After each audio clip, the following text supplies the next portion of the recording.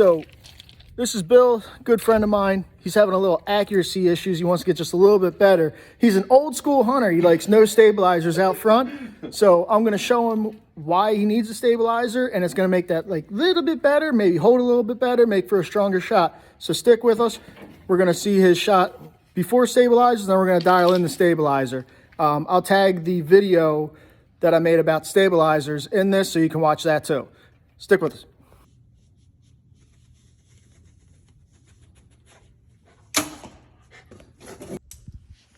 So as he draws back and anchors, we're going to watch this part of the bow is going to go this way on the shot, and we want it to go this way. See how it kicks up? With a stabilizer, we're going to change that up a little bit because you want it to fall forward. And just going to shoot a couple more just so I can watch.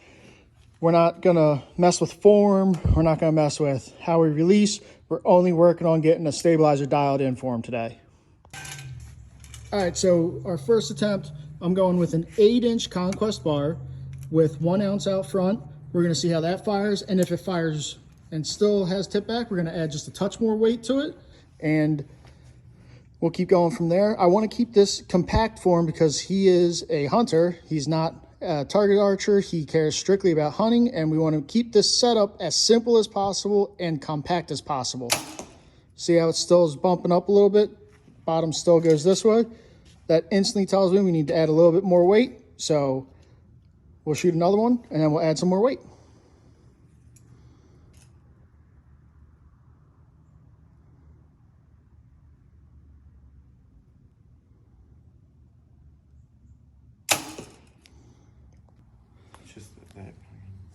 All right, so this time, because I just know because I've shot enough, we put 4 ounces out front, which is going to make the overall length a little bit longer than I like for him, but it's still plenty compact.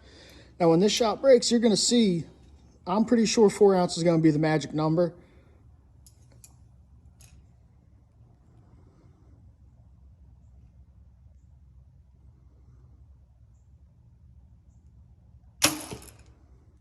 Boom.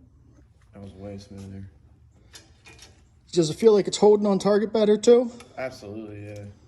Good. My bow's a little loud because my broadheads are banging around. It doesn't matter. Yeah. The deer don't care. Everyone always says that. Get your bow still. I'm like, it's because the arrows aren't. They're banging around. It doesn't faze me. I'm used to noise.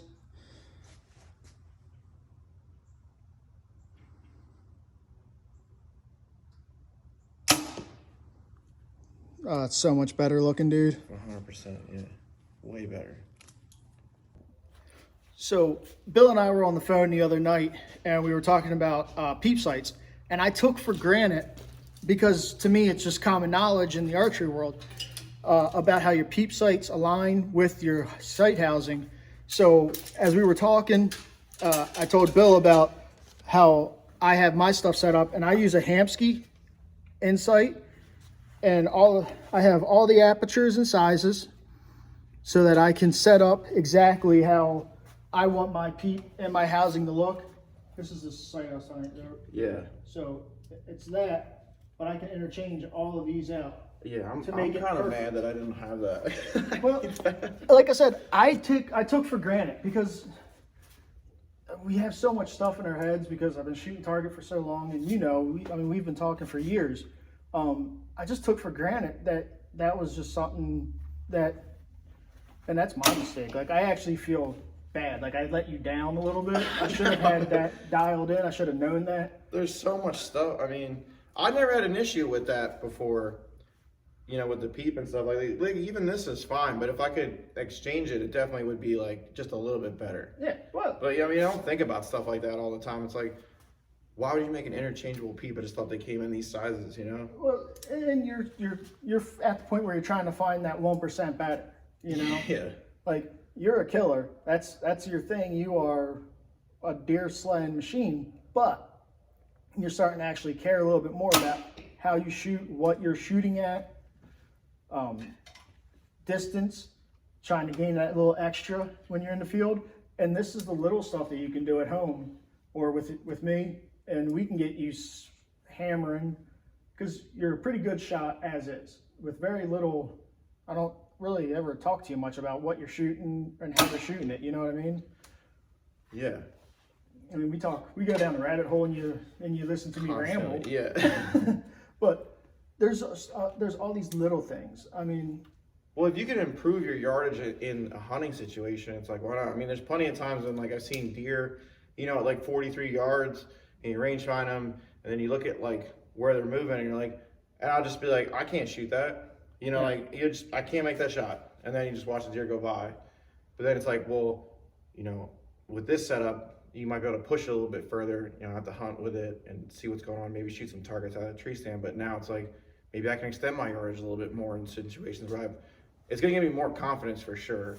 I mean, 10 minutes in the garage is not going to change everything right away, but now it's like you have something more to work with. I feel way better with my shot, because I mean, even just my shooting here is like, shit, I can definitely extend my yardage now. Yeah, and it's the little things with archery.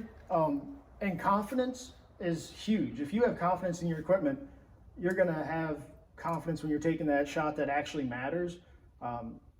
For me, when I was shooting target archery, if I had a bad practice week leading up to a tournament or a shoot, even if it was local, I just had no, like, I was like, man, this is going to suck. And you go in with that attitude, or you go in with, I can only shoot 20 yards. That's the only thing I feel confident with this week. You're losing opportunities. Big time. Yeah, for sure. And it's about maximizing opportunities, you know, for me at least. Yeah, you don't ever want to feel like you can't hit a deer when it's like walking. Like if you think like, man, I can't make that shot, like why even draw back on it? Correct. But when you see a deer coming in, you're like, I can make that shot. Like you're already in a better mindset to like when you're hunting. Like I hate when I have that feeling. I'm like, I see it, I'm like, I can't make that shot, and then I don't even draw back. You know, just nothing worse. Yeah, that sucks. Like, it's almost gut wrenching, because you put in all this time and all this work in the off season, because you are one of the few that shoot year round, care about what you're doing, and you get that opportunity and you let it slip out of your away from you because you're just not quite confident in your setup. And that could be like, you know, 6-7 yards. That makes all the difference of your confidence. You see, you're like, man, I don't like what's in front of me, or like the way I'm angled. Just that small little thing could just be the difference between harvesting something and not. It's just because you don't have like that little bit of confidence, which pretty much I feel like the stabilizer gives you like maybe 1% more confidence, or maybe even 5, you know, like a little bit more than you would than I had this morning when I woke up. Yeah, which is super comforting, you know. And I've been against stabilizers just because I forget to put them on my bow. They're a pain to travel with. You know, how do I get it set up? But it's like, that's not even that big, and it easily comes off, which is super nice. That's why I went with the Conquest Smackdown 8-inch. It's still going to fit for traveling. Unless your hard case is super, super small, you should never have to take that off. Yeah. I don't think it will have to come off, but if it does, it's not that big of a deal. But it's only a plane ride and throw it back, you know. Yeah, because you're heading to Texas next week. Yeah. So you're gonna send me some footage of you pinwheeling something, right? Yeah, I'm gonna be hunting a lot. I mean, hopefully we get some pigs, you know. I want some pig footage. I try my best. Because I'm gonna tag it to this. I don't like to make promises. You know what I'm saying? I don't like to make promises. If you pinwheel a pig, it's going in this video. Yeah, no. I'll definitely. We'll definitely shoot some stuff. I mean, hopefully they've been showing up pretty frequently, but you know, 3 days. By the time I get there, it's 3 days. Game changes. We know that. Yeah. You know, some crazy storm rolls in or something, or somebody rides a dirt bike through the property and they're all disappearing. We've all had that problem. Yeah. Whether you're hunting private, public. Well, you know better than anybody. You hunt a lot of residential type hunting, and you have some crazy people just like roll out through the yard when they know you're hunting. Yeah. Or my favorite's the leaf blowers. I'm surprised we can't hear one right now. It's like every time you hunt on the weekend, or you know, I mean, there's constantly a leaf blower going. I don't understand. People hate leaves. I mean, I pay a lot of money to have the leaves taken out of this property.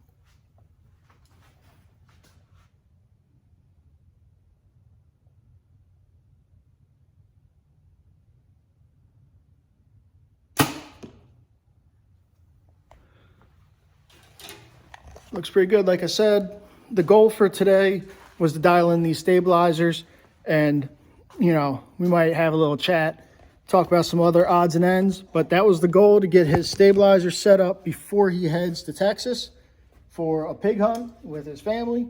So I think mission accomplished. 100%. This is so much better.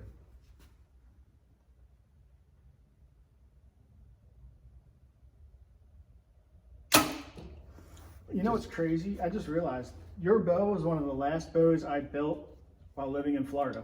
Really? Yep. Yeah. That's such a cool idea. It's a great bow. Yeah, it is. Well, we're going to wrap this up on the stabilizer talk. Bill's dialed.